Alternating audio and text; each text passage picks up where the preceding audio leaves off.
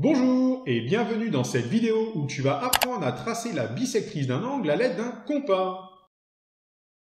On souhaite ici tracer la bisectrice de l'angle HYJ à l'aide du compas. Rappelons qu'une bisectrice est la demi-droite qui coupe un angle en deux angles de même mesure.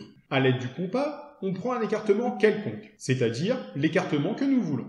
On va piquer sur le sommet de l'angle, c'est-à-dire le point Y, et on vient tracer un arc de cercle sur chacun des côtés de l'angle comme ceci. On nomme S et T les points d'intersection des arcs de cercle tracés avec les deux côtés de l'angle. Avec le même écartement, on pique sur le point S et on trace un nouvel arc de cercle dans l'ouverture de l'angle. Toujours avec le même écartement, on pique sur le point T et on trace un nouvel arc de cercle qui vient intersecter l'arc tracé juste avant. On nomme M le point d'intersection de ces deux arcs de cercle. Pour finir, on trace la demi-droite YM d'origine Y, la demi-droite ainsi tracée et la bisectrice de l'angle HYJ.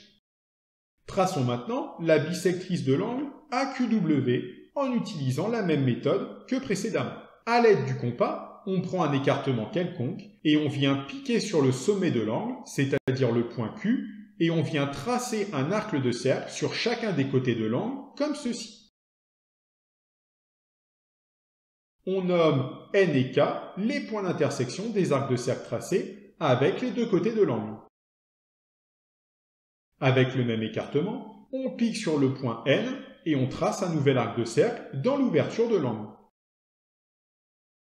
Toujours avec le même écartement, on pique sur le point K et on trace un nouvel arc de cercle qui vient intersecter l'arc tracé juste avant.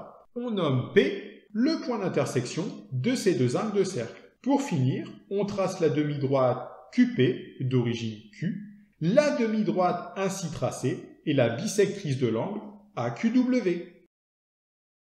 Comment rendre un Belge fou? Tu l'enfermes dans une pièce ronde et tu lui dis qu'il y a une frite dans un coin. Sur ce, je te remercie d'avoir regardé la vidéo. N'hésite pas à mettre un pouce bleu et à mettre une bonne blague en commentaire.